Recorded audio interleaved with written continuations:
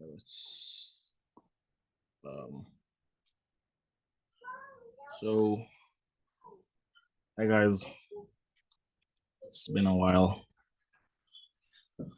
I just got back and I'm essentially going to start my catching up on everything market related that I missed. I'm being honest, I'm nowhere near a level of competency where I would, feel comfortable to say things like I'm in peak performance, or I want to confidently give trading advice. But I need to be reinstated into the market. I need to catch up. So if you would allow me, just a few days to kind of get back in touch with the market and myself, we should have some fun times. So this is not going to be a lecture. It's more of me just taking a look, maybe a little bit of top down analysis, a little bit of higher time frame, just to kind of see what's been happening. And yeah, no hopes, no expectations. Just allow me to get back in the zone a little bit. Just gonna clear all the previous analysis on because I don't remember why they were there, and I'm just gonna follow my process. So it is a Tuesday, so that means I have previous week's data here. This will be previous week data. So just a little rough sketch, right? Very, very basic stuff just to get an idea of where the market is trading. This is not me trying to get an idea of what the bias is in the market. Just literally just looking at what are we doing. So I can see that we are still inside previous weekly range. I can see that the week opened somewhere around here. And I'm saying somewhere around here because I'm a little bit of a deviant and I like to use the open price on Monday at 4 a.m. for my actual open price and not this. I know it might disagree with the way a lot of folks do stuff, but my process is my process. So to refine, I'm taking a look at the highs and lows here. So Monday, this high was formed outside of true day. So I'll use this as my my low of the week because it was formed after 4 a.m. This is 8 a.m., so this is perfectly fine. And let me just frame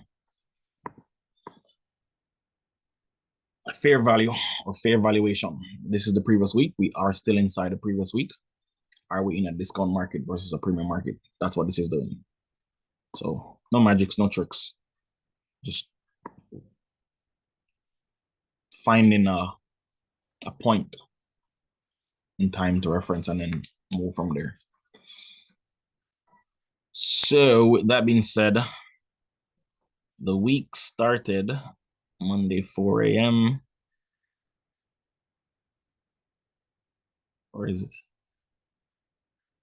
all the way up here? So this is Monday 4 a.m. I think this is it. Okay, so that's Monday 4 a.m.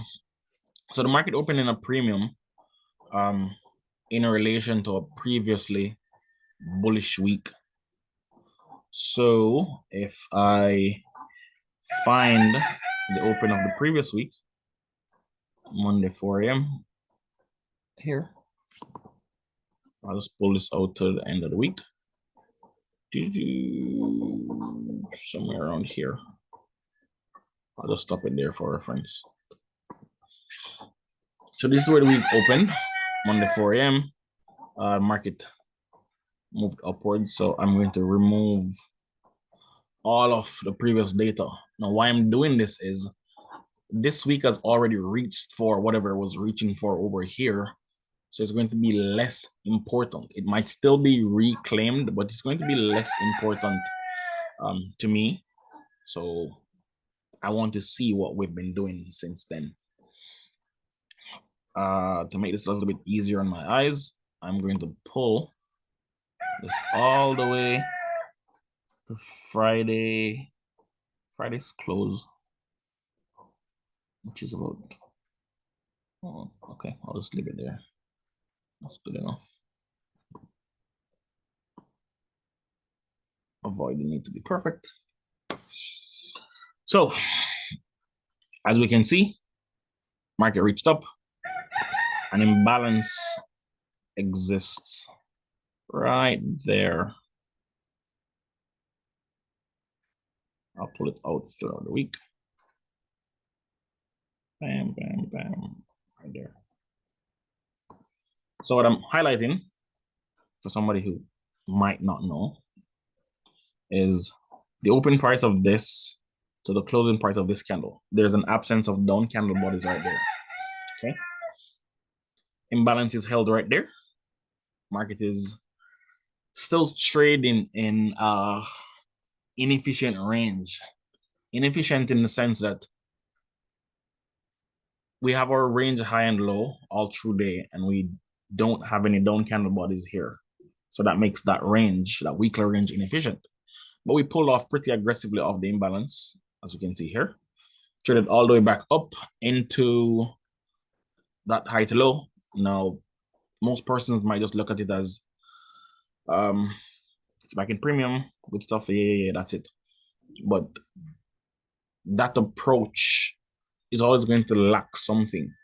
So because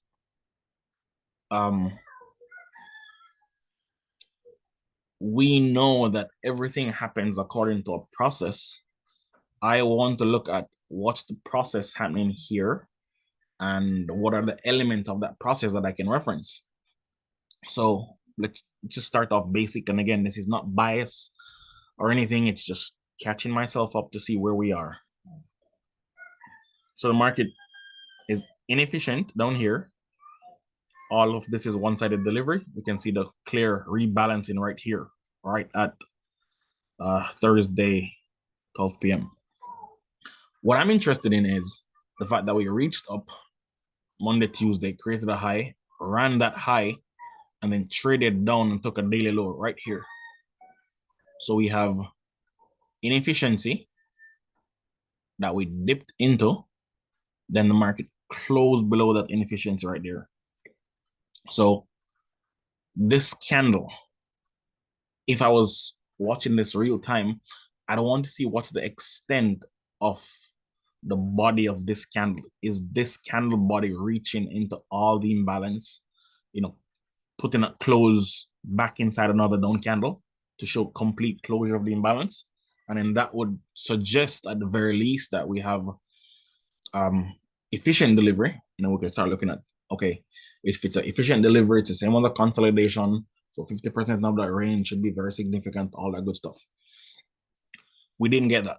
We can clearly see that this candle did not close anywhere below the open of 10 a.m. on Monday until here. So this is what did it. So as of 12 p.m. on Thursday, all of this range is efficient. So we have a couple of things here. The first thing we have is, this is a clear expansion downwards. We have a clear run on sell side liquidity here. We have a clear attempt to rebalance a previously inefficient range. So since we have this reaction here of the inefficiency, it's pointless for me to use this gray box and extend it all the way down here. The better thing to do is to use this portion of the range, parts that start at the closing parts of this down candle,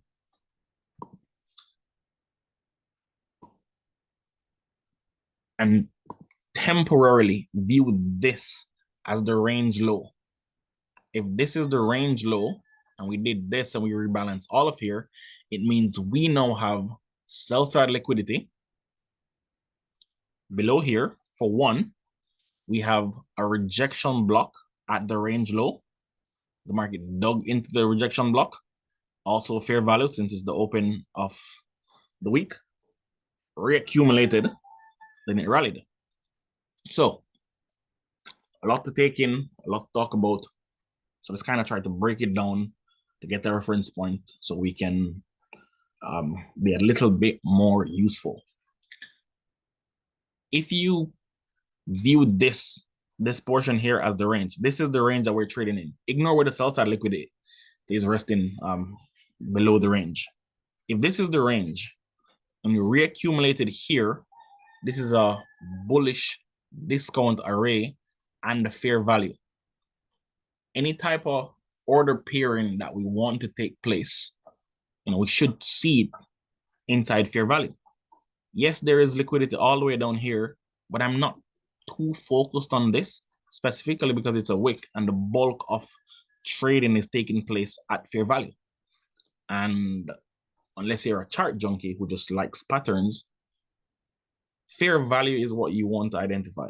So for my sanity, I've now identified somewhere in the market that persons would want to do business. Open price, range low, inefficiency. Everything is right here. Rejection block, reaccumulation, beautiful. So let's assume for a moment that bullish arrays are being held. The rejection block is not broken. We reaccumulated, and then the market reached up into premium, and then we closed the week. So temporarily get rid of whatever is happening over there. This is where we are. If order flow is bullish inside this market and we reaccumulated in discount, the charts should reflect higher highs and higher lows. Full stop. No rocket science, no nothing. That's just common sense. If discount bullish arrays, it's not like it's a discount array. It's not like it's a bullish array in premium where you'd expect it to get run.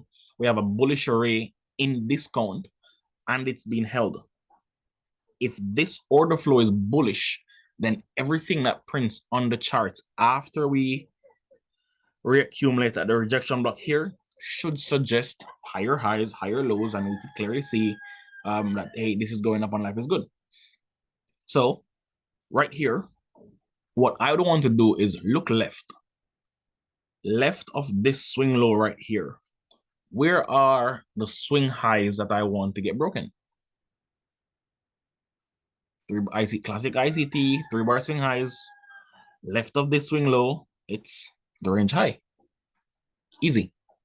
So if this market is making a new higher high, we are bullish. If it's making higher lows, it's showing momentum. So like before we talk about this high, look at how we trade up here, print a high, then we trade down and make a higher low. Trendline guys would go crazy here. Low to low, higher lows been printed, life is good. But no, for somebody who is looking to be bullish, this would be the trigger.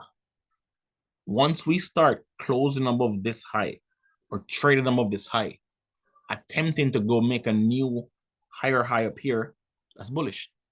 You don't need any indicators or any technical patterns or whatever. You just need to see that being printed in the price action, and then whatever strategy that we trade should just make sense after that. With the benefit of seeing what happened here, we can clearly see that we did not make a higher high. So what does that tell us? The market's trading inside an old range. We have the high and the low already created. Bullish area is supported. You're looking to see this get taken if we're bullish. We don't make a new high, but we make a higher low. I'm not a big fan of screaming the term inducement, but this higher low in conjunction with the bullish array, the rejection block, in conjunction with the actual low of the week over here, makes all of this interest to me. Okay, so coming into the new week, we have Sunday afternoon, Monday morning, 4 a.m. We are in premium. Price action from the previous week is suggesting strength at an old bullish discount PD array. The price action has not confirmed the bullish expansion. You could look at the candlesticks if you want to get a little bit more convincing. After that retracement, and that made a higher low, we pushed up, we didn't make a higher high, but there's still time. So we're open the week here, and we're looking at this and we're thinking, okay, if this is bullish and it's suggesting bullishness, we need to make a new high. So from a buy side liquidity standpoint, if the market is trading above that, I would look for something, some setup, some pattern, something for retracement and target this. Simple. Market trades up, open up the week, fails to expand, starts going lower. We don't at this point know if this is bearish because we already have a predetermined structure here that's suggesting bullishness. The market starts to break down going into ATM. This is ATM right here. At this point in time, I'm now thinking, if this is bullish and we've retraced this far, I know the overnight session is going to be somewhere before the open of this candle. So I'm looking at the overnight session low, and I'm looking for what needs to happen there to make me bullish. I would be expecting this H1 candle to either be an order block or wick this overnight session low and then rally. That did not happen here. So at this point in time, the bullish bias starts going out the window, especially when the next H1 candle starts reaching lower. So now we start to think, okay, it's not showing bullishness. Bullish arrays are down here. I don't know if they're going to reaccumulate again and then push, or it's going to crash. I don't know. As at 1:47 p.m. Jamaica time, I don't know what the economic calendar looks like. I don't know what's going on here. I don't know what happened here. So I'm going to read this without any of that information. It's not at the top of my head. I don't know. I don't remember. Even if I saw something, I just don't know. Okay. 9 o'clock, we start breaking down. I'm looking for reactions here. The reactions I'm looking for here is, this is an old bullish discount array. If this gets violated or broken, then that means lower prices. Violating or breaking a level like this to me is going to mean continuation of a bearish expansion lower.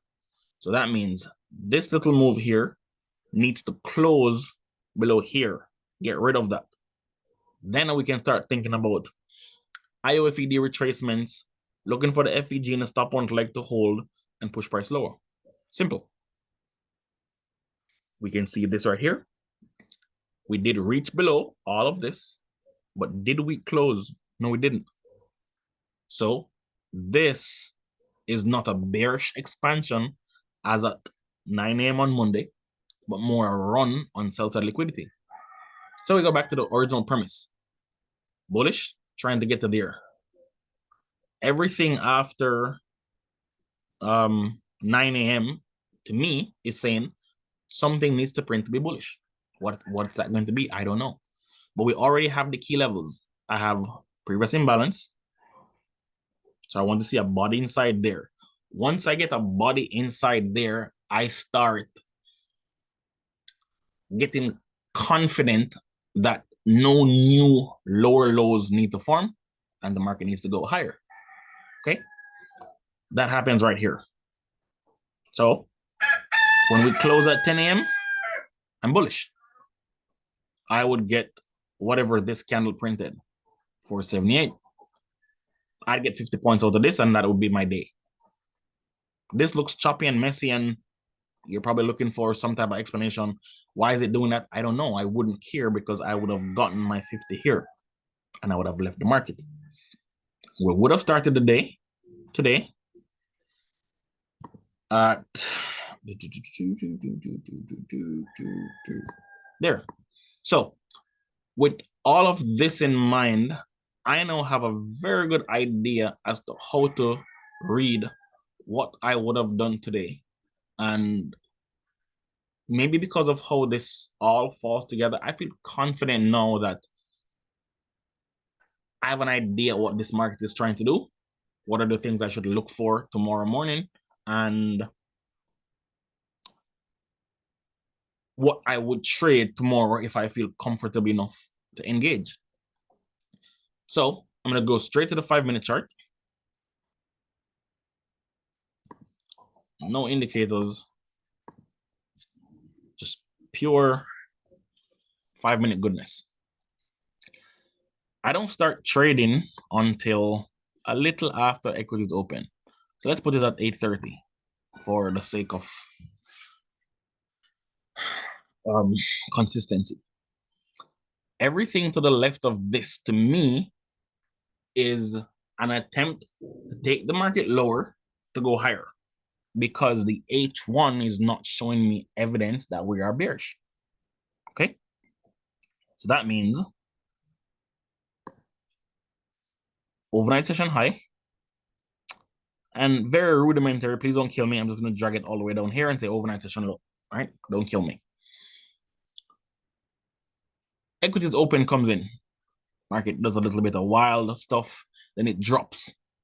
The moment it drops, I'm looking at the fact that we close below here. Why am I doing that? Because this is a pool of liquidity. FVGs that print in the stop hunt leg of run on liquidity is going to provide me a market structure shift. So FVG gets printed here. Grab a line. Hold shift for shift, guys. And then there. Now I have my MSS FVG. Once we start closing above this FVG, I would have a M5 and M1 side by side. I'm looking for a reason to go long, to not just target this, but to target here. Because this is what cements this structure as being bullish. Going back to M5. So, overnight session from my entry at 4, let's just put that 420 until I get to the M1 chart. Going to 576. I'm looking to shave majority of the position off right here. Depending on how I feel, I might close here and be done. But because the H1 is suggesting higher, I would want to leave a runner here. M5 would be my bread and butter, but I would have an M1 chart up. So I'm going to take all of that off. Hope the stuff transfer over. Put that in the middle. Make this visible. And yeah. There we go. So I'm looking for this FVG here to fill on M5 to go higher. The M1 and the M5 fills it at the same time. Life is beautiful. So any bullish setup that prints here, I want to buy. Now, it doesn't take much for the guys who've been with me for a while to see that this is our liquidity pool overnight session.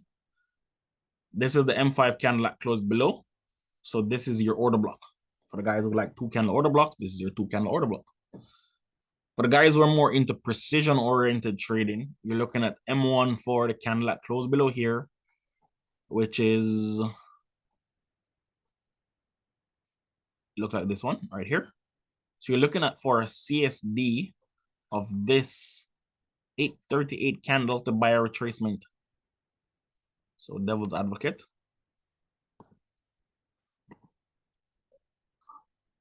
There. And there. Perfect. CSD right here. We're buying right here. Just on principle. You're buying at 850 when the new M5 candle starts. When the new M5 candle is digging below a low. This one. So you're buying right at the low. 424. So at 4, this stop is a little bit wider than I'd expect. So if I'm going to use the full stop here, then this position can't be my everything. I'd have to break my position up to look to scale in. So if I was trying to get in with 10 lots, this would probably have 5 or something to allow for risk management and scaling in. Target 50 points, then overnight session high. There. Nice and easy. So 425, this would have already given me 50 points. It wouldn't have given me a chance to scale in. So it would have been one of those days where I overtrade because I want to get the rest of the position in, but 50 points is 50 points. Okay. Now we can talk about all of this structure here, the M5 order blocks and setups, but I'm pretty sure you can find your own setups here that make sense. A bullish setup, FEG, rejection, you know what that is. Target the high. So if you held until 9:30, it would have been done at 9:30. So chances are, if I was around, we would have gotten that. Not to say anything, right? This is not a bias call. It's just to get me back in the mood. So this is what my process would look like. And this is the trade I would have taken. We did not stay above here. I don't even like what this looks like, because for the expansion, we know that we should keep closing higher. This is not doing that right here. So at this point in time, anywhere around 9:35 going into 10 o'clock or wherever this is, I'd be managing this position aggressively because it's not giving me the structure that says we are expanding. We are not closing above the liquidity pool and running higher. This retracement wouldn't have caught me off guard. I would probably be out of the market already. Came down, pretty much same song and dance, without looking at time inside here. Just pure structure, expansion, liquidity run, FEG in the stop punt leg. A setup is inside here to play for somebody that's looking at it. That's it. Looking at M1, pretty sure that you could refine a lot of stuff, but not necessary. So yeah, started the call with a very, no idea what I'm doing, but turns out that today would have been a reasonably tradable day. So I'm not going to push myself beyond that. My bias for tomorrow is to look for higher prices unless the economic calendar says something else. That is purely reliant on this H1 chart, what it's suggesting here. So if the market opens inside here, there's not much that needs a retracement in here unless it's going to like today's overnight session 50% or sweep in here. I'd want to see us continue reaching into that 50% and then into the high here from last week. So that's my plan for tomorrow, to look for that, see what happens. Not much in this video, but like I said, give me a couple days to get back in sync, and hopefully this was helpful. So thank you for watching and enjoy the rest of your day.